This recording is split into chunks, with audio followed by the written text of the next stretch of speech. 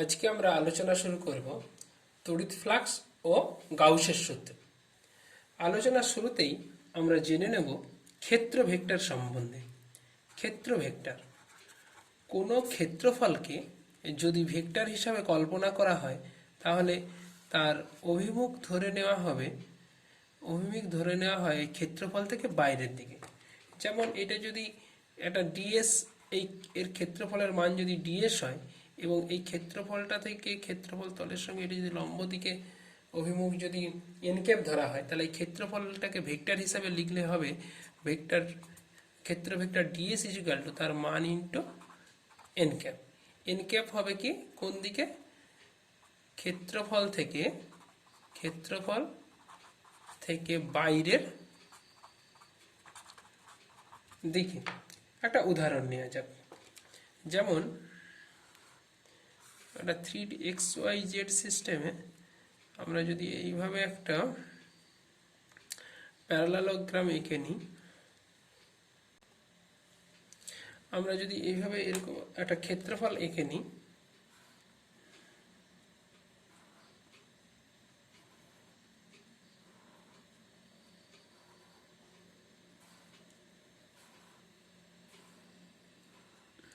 একটা ঘন, এটা হচ্ছে যে এক্স অক্ষ, এটা ওয়াই অক্ষ, এটা জেড অক্ষ। এর নামকরণ করে দিলাম A B C D E F G H. তাহলে এই প্রতিটা তল, এই ঘনকটার প্রতিটা তলকে আমরা যদি ক্ষেত্র ভেক্টর হিসাবে বিবেচনা করি তাহলে ক্ষেত্র ভেক্টরের গুলোকে কিভাবে লেখা যেতে পারে? যেমন এই সামনের দিকটা ধরি, এক্স অক্ষের দিকের একক ভেক্টর হচ্ছে আই ক্যাপ, ওয়াই অক্ষের দিকের একক ভেক্টরকে জানি আমরা জে ক্যাপ, আর জেড অক্ষের একক ভেক্টর কে ক্যাপ। তাহলে এবিসিডি এটাকে যদি ক্ষেত্র ভেক্টর হিসেবে বলা হয়, এই ক্ষেত্র ভেক্টর হিসাবে লিখলে এই ক্ষেত্র ভেক্টর হিসাবে নাম দিলাম ধরুন S1।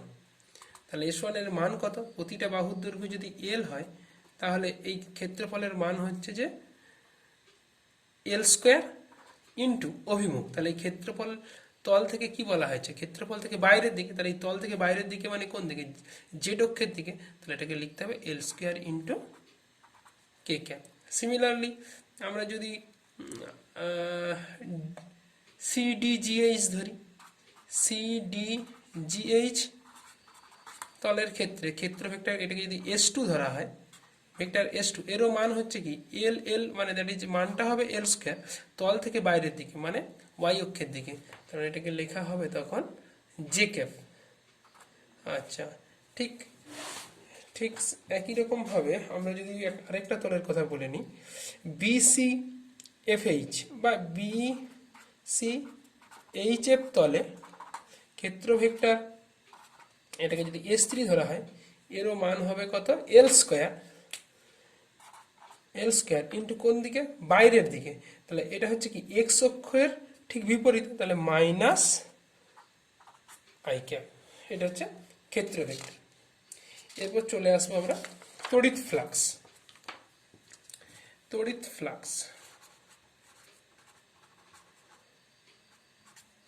তার আগে আমরা আগের দিন সুষম তড়িৎ ক্ষেত্র সম্বন্ধে জেনেছি। সুষম তড়িৎ ক্ষেত্র, তার ক্ষেত্রে তড়িৎ বলরেখাগুলো কি পরস্পর সমান্তরাল হয়। সুষম তড়িৎ ক্ষেত্রের প্রাবল্য যদি ই, তড়িৎ ক্ষেত্র প্রাবল্য তড়িৎ ক্ষেত্র প্রাবল্যের মান যদি ই হয়, এই কথার অর্থই হচ্ছে ওইখান দিয়ে একক ক্ষেত্রফল দিয়ে অতিক্রান্ত বলরেখার সংখ্যা। তাহলে বলরেখার সংখ্যার সঙ্গে ক্ষেত্র প্রাবল্য সরাসরি সমান।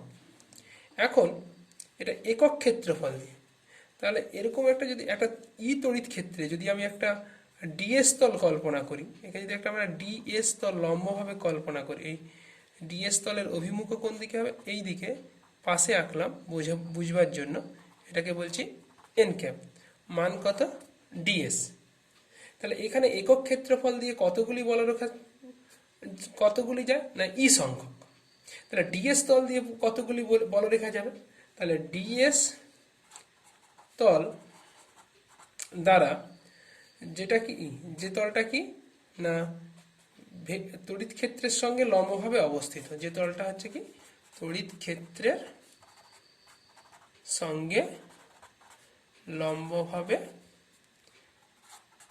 অবস্থিত যে তলটা, তাহলে ডিএস তল দ্বারা অতিক্রান্ত বলরেখার সংখ্যা ইজুকাল টু কি হবে, একক ক্ষেত্রফল দিয়ে ইটি, তাহলে ডিএস তল দিয়ে যাবে কত, ই ইন্টু ডিএস। এইটাকেই বলা হবে কি, এইটাকেই বলা হবে ডিএস তলের মধ্য দিয়ে তড়িৎ ফ্লাক্স। এখন যদি তড়িৎ ক্ষেত্রের সঙ্গে তলটি লম্ব না হয়, মনে করা যাক এই হচ্ছে তড়িৎ ক্ষেত্র ই, আর এই হচ্ছে ই তড়িৎ ক্ষেত্র। এখানে যে তলটি আছে সেটা এই হচ্ছে ডিএস তল। ডিএস তল ই তড়িৎ ক্ষেত্রের, ডিএস তলের অভিমুখ ই তড়িৎ ক্ষেত্রের সঙ্গে থিটা কোণ করে। তাহলে এই ডিএস তলের মধ্য দিয়ে তড়িৎ ফ্লাক্স কত হবে না, সরি, এই তলের তড়িৎ ক্ষেত্রের লম্ব দিকে উপাংশ হবে, তড়িৎ ক্ষেত্রের লম্ব দিকে উপাংশ হবে, এটা যদি একটু লম্ব দিকে উপাংশ নেওয়া যায় এই তলটা, তাহলে এই তলের এইটার মান হবে ডিএস কস থিটা। এখন এই ডিএস তলটা তড়িৎ ক্ষেত্রের সঙ্গে থিটা কোণে আছে, তার যদি লম্ব দিকে উপাংশ নেওয়া যায় ডিএস কস থিটা, তাহলে এই তড়িৎ বলরেখাগুলো এখন ডিএস তলের পরিবর্তে ডিএস কস থিটা তলটিকে লম্বভাবে অতিক্রম করে। তাহলে এই ডিএস তলের মধ্য দিয়ে ডিএস, তাহলে এখানে তড়িৎ ফ্লাক্স কত হবে, এক্ষেত্রে তড়িৎ ফ্লাক্স ডিফাই ইজুকাল টু ক্ষেত্রফল ইন্টু তড়িৎ ক্ষেত্রের মান, তাহলে ই ইন্টু ডিএস কস থিটা, বা একে ভেক্টর রূপে লিখলে কি হবে, ভেক্টর ই ডট ডিএস, বা লিখতে পারি E dot N cap into DS. এটা হচ্ছে ডিএস তলের সঙ্গে তড়িৎ ফ্লাক্সের রাশি।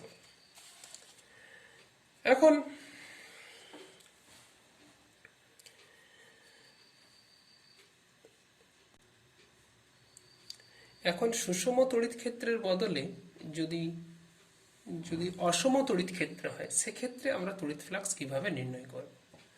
তো মনে করা যাক এই একটা তল, এই তলে প্রতিটা অংশে তড়িৎ ক্ষেত্রের মান সমান নয়, তাহলে সেক্ষেত্রে আমরা কি করে অসম তড়িৎ ক্ষেত্রে তড়িৎ ফ্লাক্স নির্ণয়,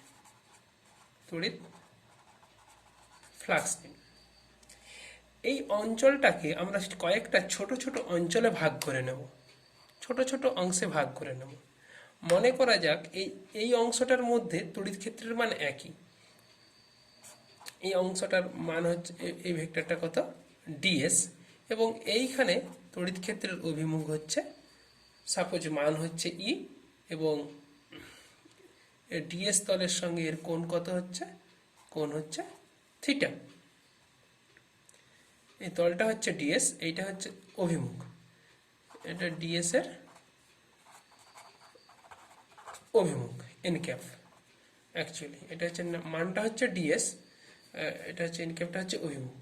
তাহলে এই ডিএস তলের মধ্য দিয়ে তড়িৎ ফ্লাক্স কত, ডিএস তলে তড়িৎ ফ্লাক্স ডি ফাই সমান ই ডট ডিএস। এখন এই পুরো তলটাকে আমি এরকম অসংখ্য ছোট ছোট ডিএস তলে ভাঙতে পারি। তাহলে সেই ডিএস তলগুলোকে যোগ করলেই এই পুরো তলটার মধ্য দিয়ে তড়িৎ ফ্লাক্স পাবো। তাহলে মোট তড়িৎ ফ্লাক্সের ক্ষেত্রে কি করব, মোট তড়িৎ ফ্লাক্স ফাই পেতে গেলে তাহলে এই ছোট অংশটাকেই আমাকে ইন্টিগ্রেট করতে হবে। তাহলে ইন্টিগ্রেশন ওভার ই ডট ডিএস। এবারে আসছি আমরা কোনো বদ্ধ তলের মধ্য দিয়ে। এখন এই তলটা যদি ফ্ল্যাট না হয়, কোনো যদি এরকম বদ্ধ তল হতো, এটা বদ্ধ তল হলে তাহলে তখন মোট তড়িৎ ফ্লাক্স ফাই সমান লেখা হবে ক্লোজ সারফেস ইন্টিগ্রাল ই ডট ডিএস। এই চিহ্ন, এই সার্কেল চিহ্নটা বোঝানো হচ্ছে কি, আমি সারফেসটাকে এমনভাবে ইন্টিগ্রাল করব যাতে ক্লোজ হয়, বদ্ধ তল হয়। তলটা যেমন কোনো একটা ভলিউম, মানে তল বদ্ধ হলে সে একটা ভলিউম অকুপাই করবে। সেই বদ্ধ তলের ক্ষেত্রে এই ক্লোজার, এটা বদ্ধ তলের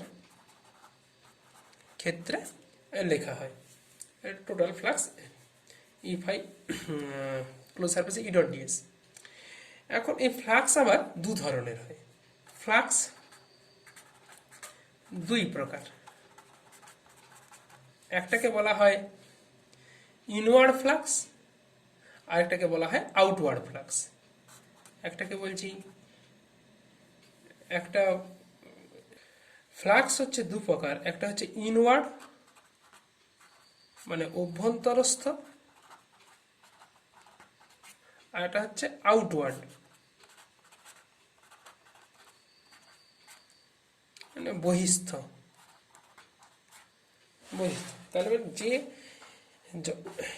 যে সংখ্যক বলরেখা একটা বদ্ধ তলের মধ্যে প্রবেশ করবে সেটা ইনওয়ার্ড, আর যেটা বেরিয়ে যাবে সেটা আউটওয়ার্ড। এখন মনে করা যাক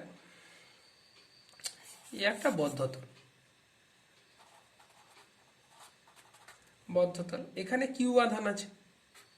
তাহলে কিউ আধান থেকে যে সমস্ত বলরেখাগুলো তৈরি হবে তারা সবাই কি এর মধ্য দিয়ে যাবে।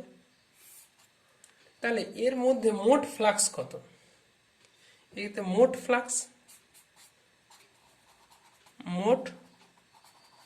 Flux equal two 0। কেন না, এখান থেকে উৎপন্ন বলরেখার যতগুলো ভেতরে ঢুকবে ঠিক ততগুলোই এখানে বেরিয়ে যাবে। তাহলে ইনওয়ার্ড আর আউটওয়ার্ড এর পরিমাণ সমান। তাহলে একটা যদি পজিটিভ ধরা হয় আর অন্যটা হবে কি নেগেটিভ, তাহলে মোট ফ্লাক্স হয়ে যাবে কত, 0। যেমন একটু অন্যভাবে ব্যাপারটাকে দেখে নেওয়া যাক।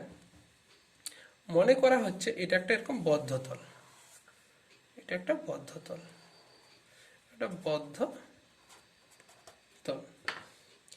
এ হচ্ছে তড়িৎ ক্ষেত্র, ই হচ্ছে একটা তড়িৎ ক্ষেত্রে আছে। তাহলে এইটাকে যদি আমরা কয়েকটা তলে ভেঙে নিই, আমরা এইভাবে যদি কয়েকটা এরকম তলে ভেঙে নিতে থাকি, তলে যদি আমরা এরকম ভেঙে নিই,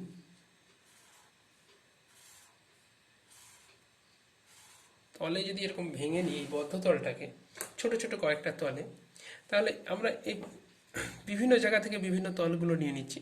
যেমন এখানে এখান থেকে কি পাচ্ছি, এই তলটা থেকে এরকম একটা তল, এই একটা তল, তার মধ্য দিয়ে এইদিকে গেছে তড়িৎ ক্ষেত্র ই, আর এ পাশে হচ্ছে যে এদিকে হচ্ছে যে আমার এই ডিএস তল, হচ্ছে ডিএস ভেক্টর। আচ্ছা, তাহলে এখানে এই কোণটা হচ্ছে থিটা লেস দেন 90 ডিগ্রি।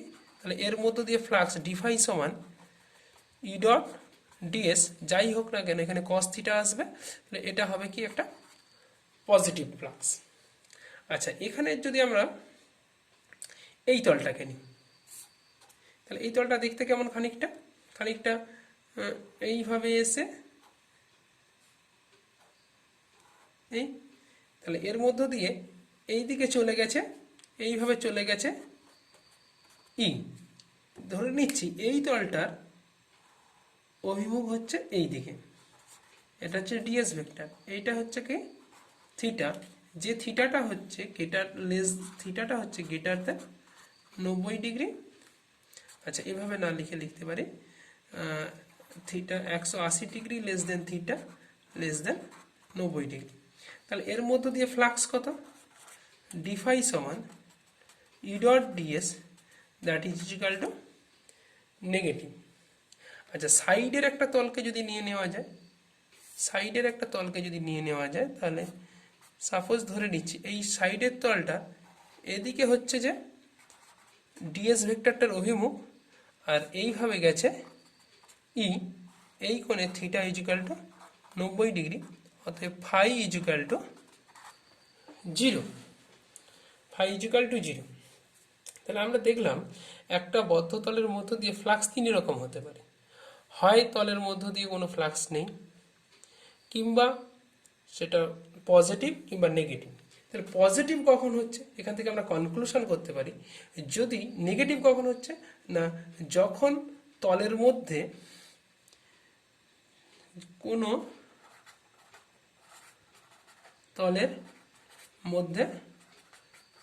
বলরেখা প্রবেশ করবে। আচ্ছা পজিটিভ কখন হচ্ছে, যখন এখানে লিখতে পারি কোনো তলের মধ্যে কোনো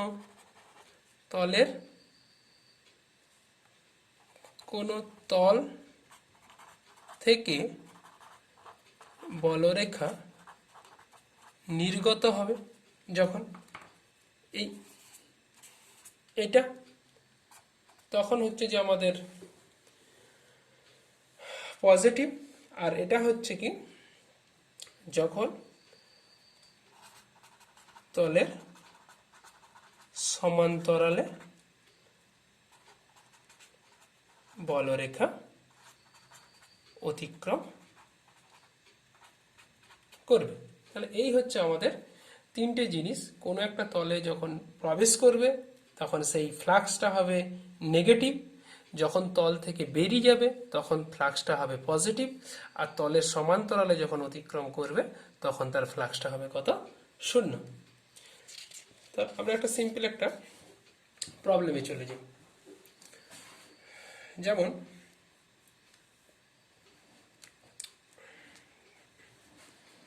আচ্ছা প্রবলেমে যাওয়ার আগে আচ্ছা কয়েকটা প্রবলেম টাইপের করে নিই।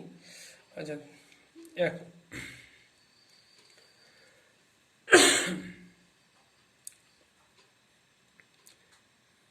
আচ্ছা প্রবলেম বলতে মনে করো এটা একটা কিউ আধান আছে, এটা হচ্ছে S1 তল, একে ডেফিনেটের যোগ আছে, এটা একটা অন্য তল S2 তল, আর এটা আরেকটা তল S3 তল। কারণ কিউ আধানের জন্য S1 S2 ও S3 তলের মধ্য দিয়ে তড়িৎ ফ্লাক্স φ1 φ2 ও φ3 হলে তাদের সম্পর্ক নির্ণয় করো। অ্যান্সারটা কি হবে, তাহলে যে বলরেখাই তৈরি হোক না কেন এই প্রতিটা বলরেখাই S1 তলকে অতিক্রম করবে, কারণ তলটার মধ্যে আছে। তাহলে S1 এর মধ্য দিয়ে ফ্লাক্স কত, φ1। আবার ফ্লাক্সের সঙ্গে আমরা আগের আলোচনাতেই জেনেছি কি তড়িৎ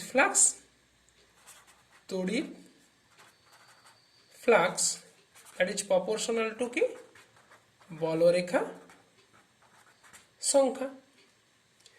আচ্ছা আবার এখানে যতই বলরেখা তৈরি হবে সমস্ত বলরেখাই S1 তল দিয়ে যাবে, আবার তাকে ঘিরে রয়েছে S2 তল, তারা আবার কত S2 তল দিয়ে যাবে, আবার তারা আবার S3 তল দিয়ে যাবে। তাহলে প্রতিটা তলের ক্ষেত্রফল আলাদা হতে পারে, কিন্তু প্রত্যেক ক্ষেত্রেই উৎপন্ন অতিক্রান্ত বলরেখার সংখ্যা যেহেতু সমান, যেহেতু তিনটি তলের মধ্য দিয়ে অতিক্রান্ত বলরেখার সংখ্যা সমান, তাহলে অতএব লিখতে পারি ফ্লাক্স φ1 = φ2 = φ3। আচ্ছা, আরেকটা কনসেপ্টে আমরা আরেকটা ধারণায় চলে যাচ্ছি, একটা প্রবলেম টাইপের।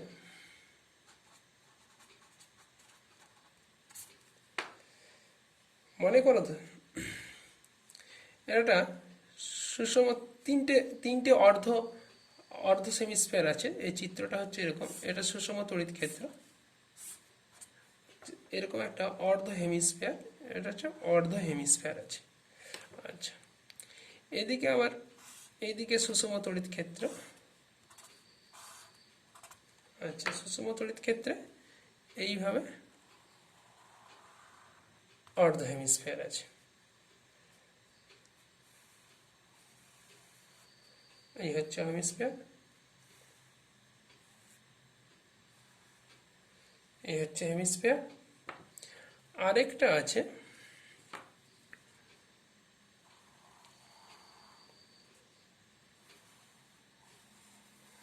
এই হেমিস্ফিয়ারের কেন্দ্রে একটা কিউ আধান আছে। কিউ আধান থেকে বলরেখাগুলো এইভাবে নির্গত হচ্ছে, যার জন্যে এই কিউ আধান থেকে প্রতিটা বিন্দুর দূরত্ব সমান, তাই প্রতিটা বিন্দুতে তড়িৎ ক্ষেত্রের মান হচ্ছে কত? ই। আচ্ছা, এখানেও তড়িৎ ক্ষেত্র কত? ই। এখানেও তড়িৎ ক্ষেত্র ই। প্রত্যেক ক্ষেত্রে এখানে ফ্লাক্স φ1, এটা φ2, আর এটা ফ্লাক্স φ3 সমান কত নির্ণয়। সলিউশন।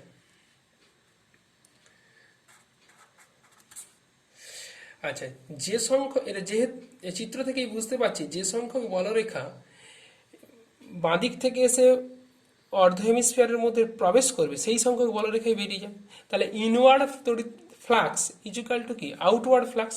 তাহলে আমরা লিখতে পারি ইনওয়ার্ড ফ্লাক্স পজিটিভ, সরি ভুল বলছি, inward flux negative, outward flux positive. তাহলে দুটো পরস্পর সমান হয়, এক্ষেত্রে কি হবে? মোট ফ্লাক্স φ1 = 0, কারণ যে সংখ্যক বলরেখা প্রবেশ করবে সেই সংখ্যক বলরেখা অপর দিক থেকে নির্গত হবে, অপর দিক থেকে নির্গত হবে। এবার আসছি এটা, এক্ষেত্রে কি হচ্ছে? তড়িৎ ক্ষেত্রের ফ্লাক্স আমাকে এখানে কোনো অর্ধ হেমিস্ফিয়ার, এই বক্রতলের মধ্য দিয়ে আমাকে ফ্লাক্স ফাই বের করতে হবে। তা আমি এটাকে দুটো পার্টে ভেঙে নিচ্ছি। এখন আমি যদি এখানে যদি এই ছবিটাকে আরেকবার এঁকে নিচ্ছি, যদি এটা এরকম এরকম হতো, এটাতে যদি তল থাকতো, তাহলে এটা S1 তল, এটাকে বলছি S2 তল। তাহলে যে সংখ্যক বলরেখা S2 দিয়ে ঢুকবে সেই সংখ্যক কি হচ্ছে?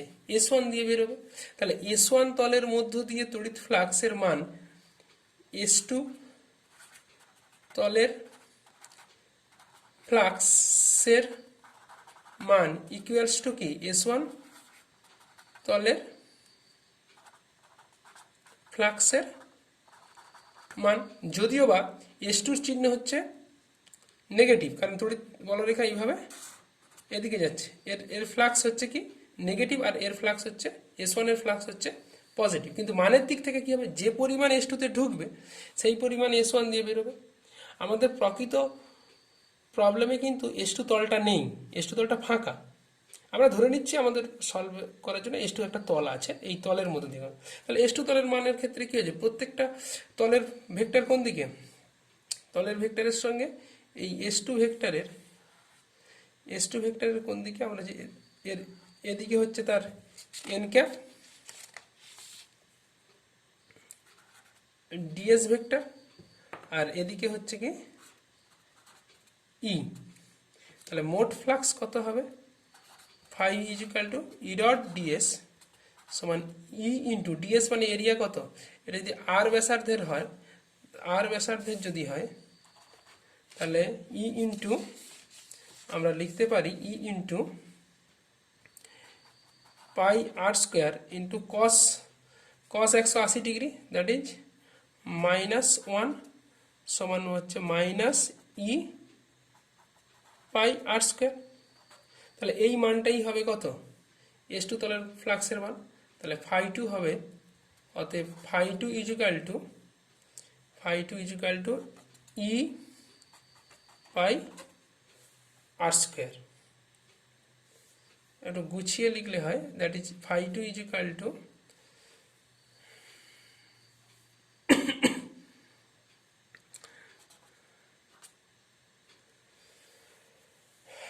তাহলে φ2 ইজুকাল টু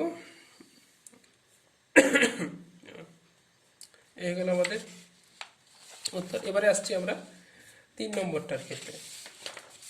3 নম্বরের ক্ষেত্রে কি দেখব, যেহেতু হেমিস্ফিয়ারের কেন্দ্রে আধান আছে এবং এই পরিধির উপর প্রত্যেকটা, এই তলের উপর প্রত্যেকটা বিন্দুর যেহেতু দূরত্ব এবং প্রতিটা বিন্দুতেই কিউ আধানের জন্য তড়িৎ ক্ষেত্রের মান হবে কি সমান, কারণ তড়িৎ ক্ষেত্রে ই সমান কি হয়, Q by R square CGS সিস্টেমে, এবং তো প্রতিটা বিন্দুতেই তার মানে তড়িৎ ক্ষেত্রের মান যদি ই, এবং এই তলের উপর যদি আমরা যদি এখান থেকে একটা রেডিয়াল টানি, তাহলে এই বরাবর হচ্ছে ই এর অভিমুখ। আর এখানে যদি ছোট্ট একটা ক্ষেত্রফল বিবেচনা করা হয়, তাহলে সেই ছোট্ট ক্ষেত্রফলেরও অভিমুখ হবে কি, এটাই হবে ডিএস ভেক্টরের অভিমুখ। এদের মধ্যে কোণ হচ্ছে কত, থিটা ইজিক্যাল টু 0 ডিগ্রি। তাহলে ই ডট ডিএস সমান কি হওয়া উচিত, ই ইন্টু ডিএস। তাহলে মোট ফ্লাক্স কি হবে, এই পুরো তলটার উপর দিয়ে মোট ফ্লাক্স ফাই ইজিক্যাল টু আমরা লিখতে পারি এরকম সামেশন ওভার ই ইন্টু আচ্ছা সামেশন ওভার না বলে ইন্টিগ্রেশন হবে ই ইন্টু ডিএস। যতগুলো ই ডিএস আছে তাদের কি ইন্টিগ্রেশন করলে আমরা কি পাবো, ই এর মান সব জায়গাতেই ধ্রুবক, তাই ই বাইরে আসবে, ইন্টিগ্রেশন ওভার ডিএস। এই ডিএস করলে আমরা এই উপরিতলের ক্ষেত্রফলটা পাবো। এই উপরিতলের ক্ষেত্রফল হচ্ছে কত, 2 পাই আর স্কোয়ার। এটা হচ্ছে অ্যান্সার এক্ষেত্রে। এবারে আমরা আরো একটা প্রবলেমে চলে যাব। মনে করা যাক একটা প্রবলেম, এটা ইন্টারেস্টিং প্রবলেম। একটা প্রবলেম আমরা দেখছি, এটা মনে করো একটা সিলিন্ডার, আর ব্যাসার্ধের একটা সিলিন্ডার, এই সাইড এই হচ্ছে হাইট, সুষম তড়িৎ ক্ষেত্রে রাখা আছে। এর মধ্যে এরকম সুষম তড়িৎ ক্ষেত্রে রাখা আছে। তাহলে পাশে সুষম তড়িৎ ক্ষেত্রের মান হচ্ছে কত, ই। পাশের চিত্রে চোঙের মধ্য দিয়ে মোট তড়িৎ ফ্লাক্স কত। 1 নম্বর মধ্য দিয়ে 1 নম্বর। 2 নম্বর প্রশ্ন, 2 নম্বর আরেকটা প্রশ্ন, চোঙের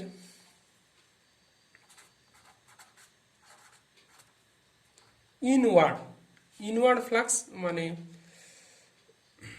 অভ্যন্তরস্থ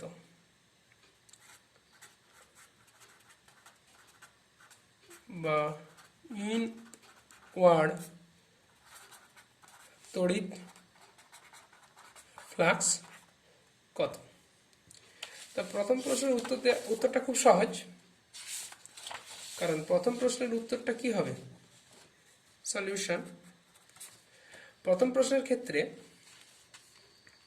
যে সংখ্যক বলরেখা চোঙের এক পাশ দিয়ে ঢুকবে, অন্য পাশ দিয়ে সেই সংখ্যক বলরেখা বেরিয়ে যাবে। তাহলে প্রথম 1 নম্বর ক্ষেত্রে মোট ফাই ইজিক্যাল টু 0। 2 নম্বর ক্ষেত্রে কি হচ্ছে, এটা পুরনো প্রশ্ন 1 নম্বরে, কিন্তু এর মধ্যে ইনওয়ার্ড মানে কি পরিমাণ ফ্লাক্স এর অভ্যন্তরে প্রবেশ করছে, ইনওয়ার্ড ফ্লাক্সটা চেয়েছে। Definitely inward flux equal to outward flux, only inward ফ্লাক্সটা কত হবে।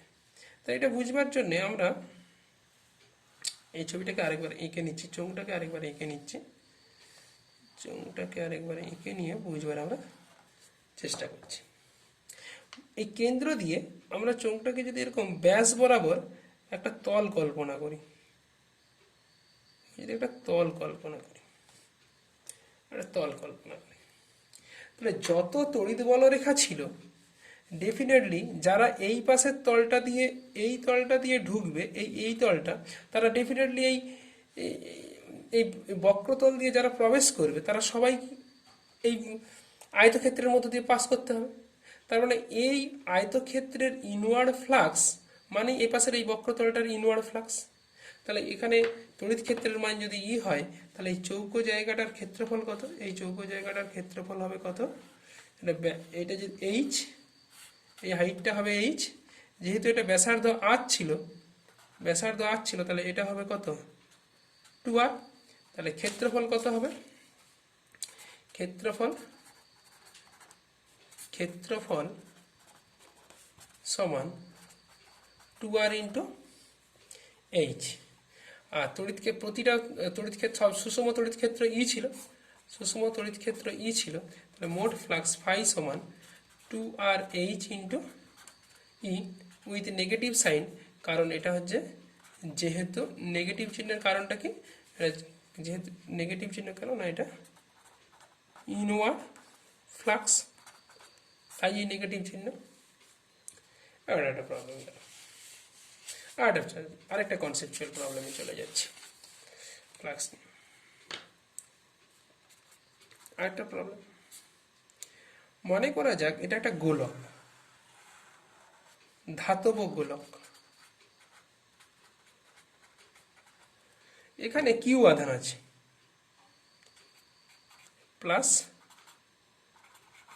কিউ আধান আছে, এটা একটা বদ্ধ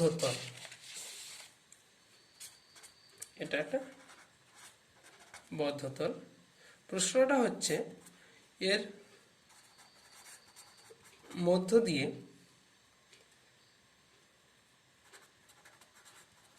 ফ্লাক্সের চিহ্ন কি। আচ্ছা, সহজ খুবই অ্যান্সারের ক্ষেত্রে না, এটা আহিত হওয়ার ফলে এটা এখানে কিউ আধান থাকার জন্য এর সামনের প্রান্তে কি হবে, সামনের প্রান্তে হয়ে যাবে কি নেগেটিভ আধান, আর বাকি পোর্শনটা হয়ে যাবে কি পজিটিভ আধান। তো এই বদ্ধতলের মধ্যে আধান কি হবে, বদ্ধতলের মধ্যে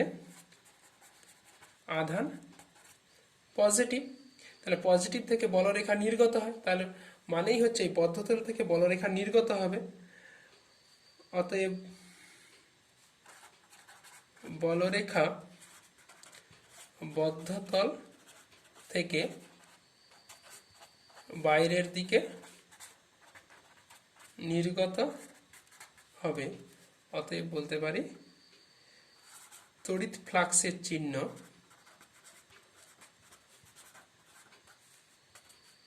ইজিক্যাল টু চিহ্ন পজিটিভ। এরপর আমরা চলে আসব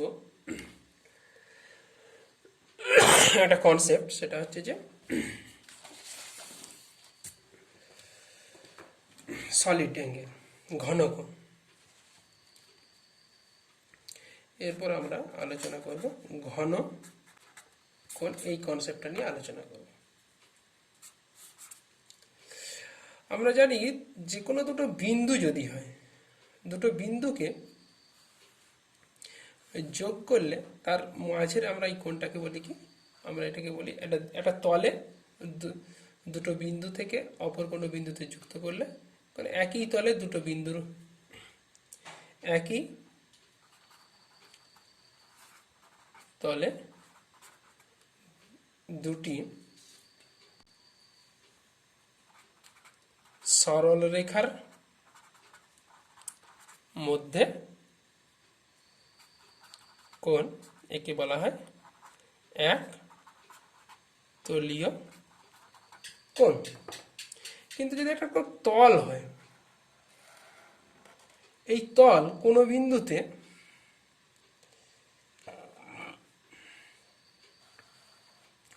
থেকে যদি আমরা এরকম এই তল থেকে আমরা কোনো বিন্দু পর্যন্ত যদি সরলরেখাটা আনি, তাহলে বিভিন্ন সরলরেখা টানলে দেখা যাবে যে এখানে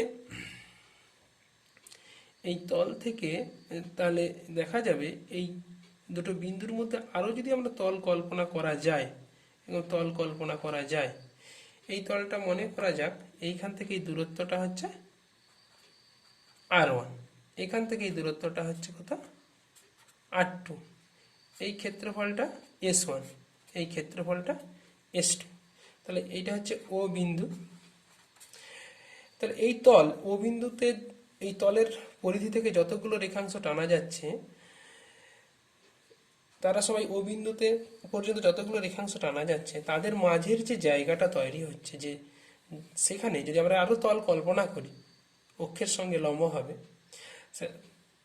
সেক্ষেত্রে দেখা যায় এই তলের ক্ষেত্রফল S1 by R1 square is equal to S2 by R2 square, এটা হয় ধ্রুবক। এই ধ্রুবকটাকেই বলা হয় কি, ঘনকোণ। তাহলে ঘনকোণ কি, একটা তল কোনো বিন্দুতে, তার মানে একটা ত্রিমাত্রিক কোণ আর কি। এই ঘনকোণের একক স্টেরেডিয়ান। স্টেরেডিয়ান এটা হচ্ছে মাত্রাবিহীন রাশি। এখন এটা ও বিন্দুতে এরকম যদি একটা বাঁকা, এটা যদি ডিএস তল এইভাবে থাকে, তাহলে এ কত ঘনকোণ তৈরি করবে। তাহলে এই তলটা, এইটার অক্ষ হচ্ছে কি অ্যালং দিস ডিরেকশন, এই তলটার অভিমুখ হচ্ছে এই দিকে, এদের মধ্যে কোণ হচ্ছে যে থিটা, এটা হচ্ছে ডিএস, এই ডিএস তল ভেক্টরটা এটা। এখন এই ডিএস তলে যদি একটা আমরা লম্ব উপাংশ নিই, এরকম লম্ব উপাংশ নিই, তখন এই ডিএস তলের উপাংশটা হয়ে যাবে কত, ডিএস কস থিটা। এবং এই দূরত্বটা যদি আর হয়, কেন্দ্র থেকে দূরত্ব যদি আর হয়, তাহলে এই ডিএস তল দ্বারা উৎপন্ন ঘনকোণ কত, ডিএস তল দ্বারা উৎপন্ন ঘনকোণ d omega equal to ds cos theta by r square. তাহলে ঘনকোণ বলতে এটাই হচ্ছে ঘনকোণ। এটা ঘনকোণ বেসিক্যালি একটা কি, এটাই হচ্ছে ডি ওমেগা আর কি, এটাই ডি ওমেগা। ঘনকোণ বেসিক্যালি একটা তল আর কি, যে তলটা কোনো একটা তল দ্বারা কোনো বিন্দুকে সংকীর্ণ যদি যোগ করা যায়, তাহলে যে তলটা তৈরি হচ্ছে, এইটাই হচ্ছে আমাদের কাছে ঘনকোণ। এই ঘনকোণের মান কিভাবে নির্ণয় করা যায়, আরেকটা জিনিস দেখা যাক, আরেকটা পদ্ধতিতে আমরা বের করব। মনে করা যাক এটা ও একটা কেন্দ্র, একটা গোলক, এই গোলকের ব্যাসার্ধ হচ্ছে আর, ব্যাসার্ধ আর। এই আর ব্যাসার্ধকে কেন্দ্র করে একটা অর্ধশিরোকোণ ফাই, তাহলে এই কেন্দ্রে কত তৈরি করবে, এরকম একটা, উপরটা হচ্ছে কি একটা বৃত্তচাপ নয়, গোলীয় চাপ, এই গোলীয় চাপটা ও কেন্দ্র ওতে কত ঘনকোণ তৈরি করবে, এটা আমরা নির্ণয় করতে চাই। সেই জন্যে এইখান থেকে এই তাহলে আমরা কি নির্ণয় করতে চাচ্ছি, তাহলে এইটা কিসের মতো দেখতে, এটা একটা শঙ্কুর মতো দেখতে, যার অর্ধশিরোকোণ থিটা, অর্ধশিরোকোণ বিশিষ্ট আর আরটা হচ্ছে অ্যাকচুয়ালি গোলীয় বৃত্তের ব্যাসার্ধ, অর্ধশিরোকোণ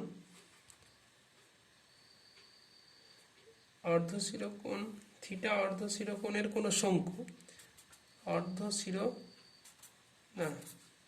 থিটা অর্ধশিরোকোণের কোনো শঙ্কু তার শীর্ষ বিন্দুতে কত ঘনকোণ উৎপন্ন করবে। তাই এইটার জন্য আমরা একটু এগোচ্ছি, এখান থেকে ফাই গুণে এলাম, তাহলে ফাই কোণে একটা স্ট্রিপ নিয়ে নিচ্ছি। স্ট্রিপ যদি নিয়ে নিই তাহলে এই কেন্দ্র থেকে এর দূরত্ব কত হবে, এইখান থেকে এর দূরত্বটা হবে, এই কোণটা যদি ফাই হয় আর সাইন ফাই, একে কেন্দ্র করে এরকম একটা বৃত্ত নেওয়া হলো, এবং সেই বৃত্তের থিকনেস নেওয়া হচ্ছে কত, ডিআর। এটা কত, DR is equal to R into D phi, যেখানে এই কোণটা হচ্ছে কত, এই ক্ষুদ্র কোণটা হচ্ছে ডি ফাই। তাহলে এইটাকে কেন্দ্র করে যদি এরকম নেওয়া হয় তাহলে এই ক্ষেত্রফলটা কত তৈরি হবে। তাহলে এটা নির্ণয় করার ক্ষেত্রে তাহলে আমরা লিখছি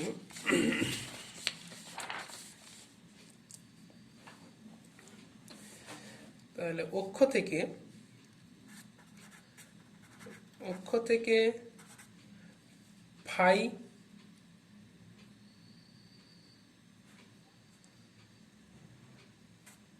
কোণে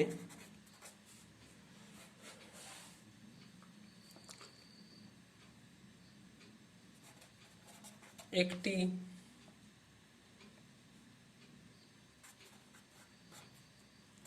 গোলীয় স্ট্রিপ, গোলীয়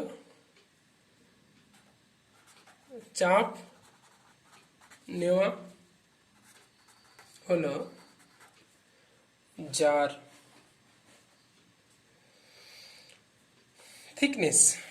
থিকনেস হচ্ছে, যার বেধ ডিআর সমান আর ডি ফাই। এই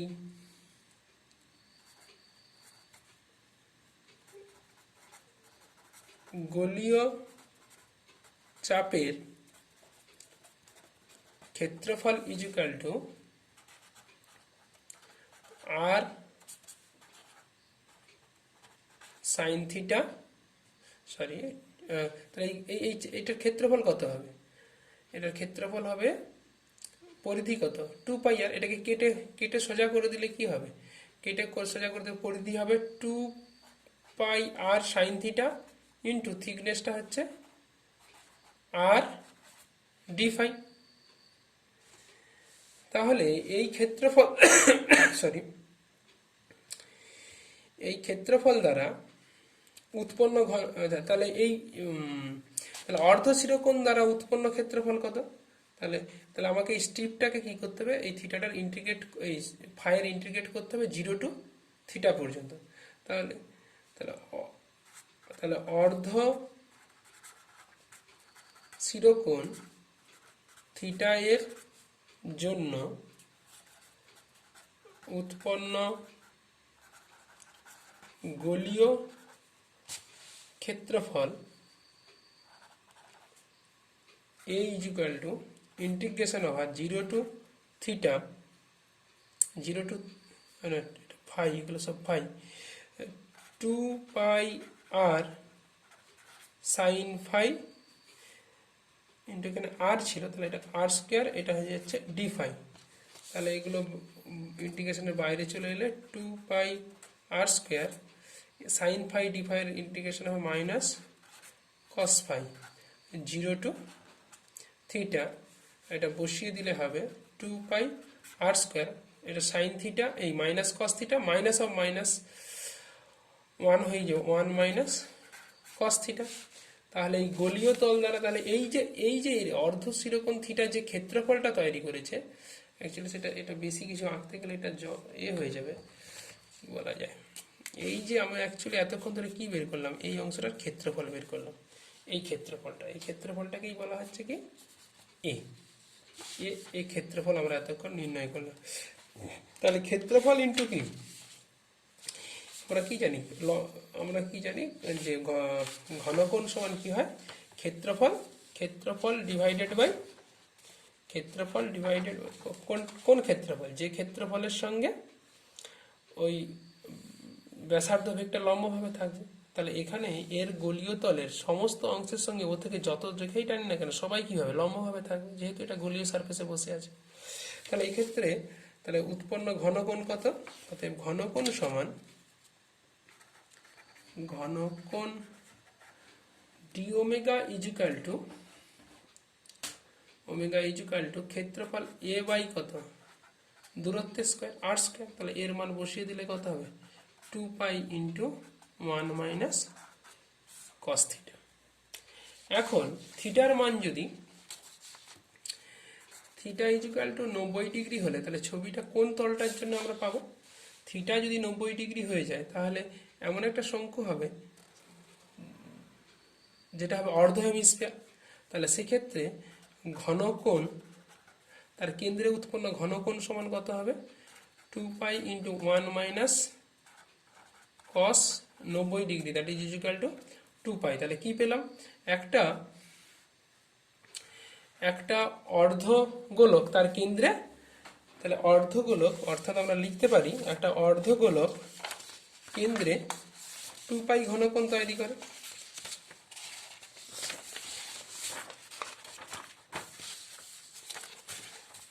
লিখতে পারি অর্থাৎ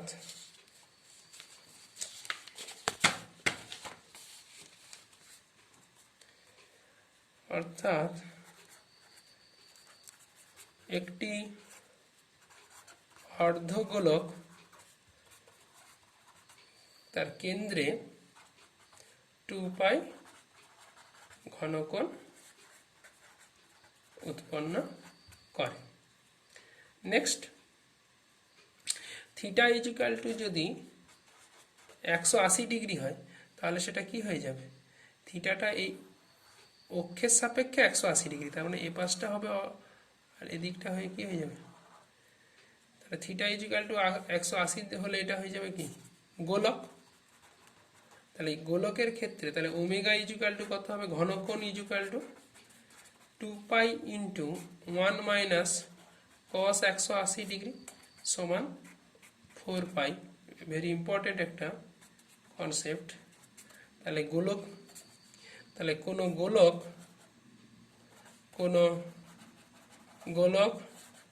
তার কেন্দ্রে, আমাদের কাছে ইম্পর্টেন্ট, কেন্দ্রে 4 পাই ঘনকোণ উৎপন্ন করে। এটা আরো সহজভাবে হয়তো দেখানো যেতে পারতো, কিন্তু এটা আমাদের করলাম আমরা ইন্টিগ্রেশন দিয়ে, এর আমাদের অ্যাপ্লিকেশন আছে। এবারে আমরা চলে যাব আমাদের মূল এগুলোর সাহায্যে আমরা চলে যাব গাউসের উপপাদ্য। গাউসের উপপাদ্য। গাউসের উপপাদ্য বলছে কোনো বদ্ধতলের মধ্য দিয়ে মোট তড়িৎ ফ্লাক্স, কোনো বদ্ধতলের মধ্য দিয়ে মোট তড়িৎ ফ্লাক্স ওই বদ্ধতলের অভ্যন্তরে অবস্থিত মোট আধানের 1/ε গুণ, যেখানে ইপসাইলন নটটা হচ্ছে বায়ু মাধ্যমের তড়িৎভেদ্যতা।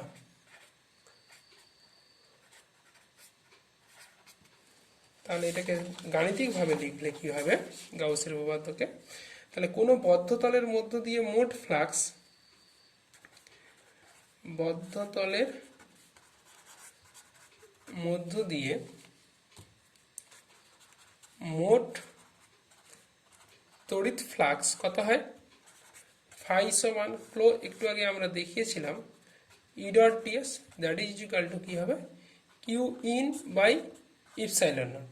কারণ বলা আছে কি কিউ ইন মানে অভ্যন্তরস্থ মোট আধান, অভ্যন্তরস্থ মোট আধান। তাহলে ব্যাপারটা একটু বুঝে নেওয়া যাক আগে। তাহলে মনে করা যাক একটা তল, এর মধ্যে আধান আছে কত, Q1 Q2 মানে Q3। তাহলে এই বদ্ধতলের ক্ষেত্রে আমরা লিখব গাউসীয় সূত্রটা লিখব ক্লোজ সারফেস ইন্টিগ্রাল ই ডট ds সমান কিউ ইন। তাহলে এই বদ্ধতলের মধ্যে কতটা আধান আছে, Q1 Q2, তাহলে Q3 যেহেতু বাইরে, তাহলে এখানে আসবে কি কিউ ইন বাই ইপসাইলন নটের জায়গায় আসবে Q1 plus Q2 by epsilon. মনে রাখতে হবে এই ই তড়িৎ ক্ষেত্রটি, এই তড়িৎ ক্ষেত্র হলো Q1 Q2 ও Q3 এর জন্য, Q1 Q2 ও Q3 এর জন্য এই তড়িৎ ক্ষেত্র হলো। আর কিউ ইনটা হলো বদ্ধ তলের মধ্যে অবস্থিত আধান। কখনোই এই তড়িৎ ক্ষেত্রটি বদ্ধতলের মধ্যে অবস্থিত আধানের জন্য নয়। এই তড়িৎ ক্ষেত্রটা এখানে সমস্ত আধান থাকার জন্য তড়িৎ ক্ষেত্র, কিন্তু এই কিউ ইনটা হচ্ছে কেবলমাত্র বদ্ধ তলের মধ্যে অবস্থিত আধান। এখন এটাকে আগে প্রমাণ করে নেব। আসলে গাউসের সূত্র হচ্ছে যে কুলম্বের সূত্র আরেকটা, তাই গাউসের সূত্র, কুলম্বের সূত্র থেকে গাউসের উপপাদ্যের প্রমাণ, কুলম্বের সূত্র থেকে গাউসের সূত্র। মনে করি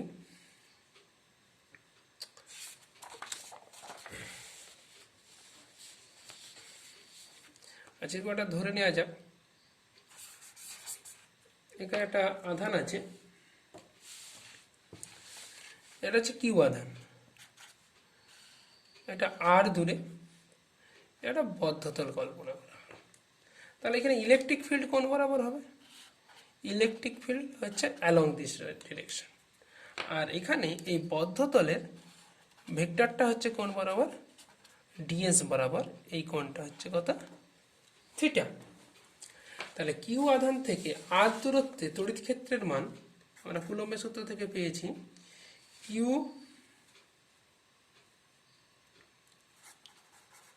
আধান থেকে আর দূরত্বে তড়িৎ ক্ষেত্র E is equal to 1/4 pi epsilon naught Q by R square into R cap।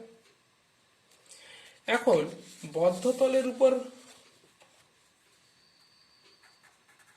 বদ্ধ তলে ক্ষুদ্র ডিএস তলের মধ্য দিয়ে, আচ্ছা আর দূরত্বে ক্ষুদ্র ডিএস তলের মধ্য দিয়ে তড়িৎ ফ্লাক্স ডি ফাই সমান কি হবে, আমরা কি শিখেছি, ই ডট ডিএস, ভেক্টর ই ডট ডিএস। তাহলে ই ডট ডিএস, ই এর মান বসিয়ে দিলে কি হবে, ই এর মান বসিয়ে দিলে আমরা লিখব ই এর সঙ্গে ডিএস ডট করলে কি হবে, E into ds into cos theta, একবারে বসিয়ে দিচ্ছি 1/4 pi epsilon naught q by R square into ds cos theta.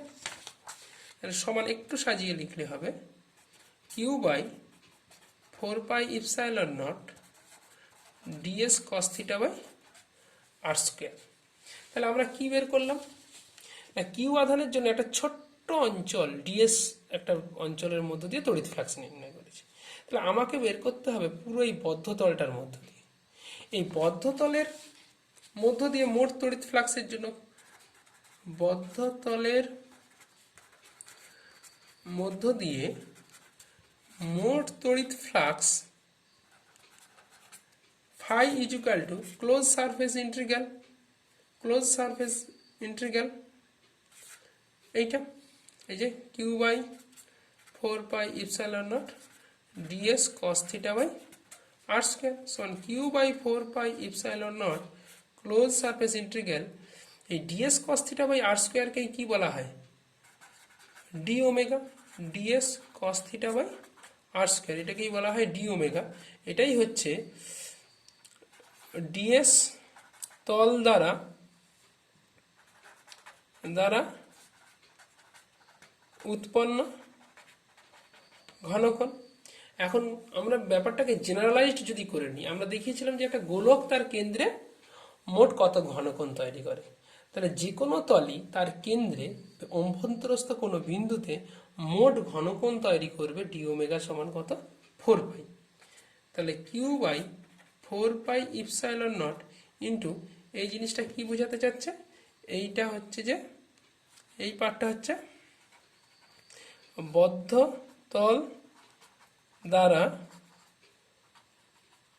উৎপন্ন মোট ঘনকোণ, এটা কত হয় 4 পাই, দ্যাট ইজ 4 পাই কেটে গেলে কিউ বাই ইপসাইলন নট প্রমাণিত। মোট ফ্লাক্স ফাই সমান হয় কিউ বাই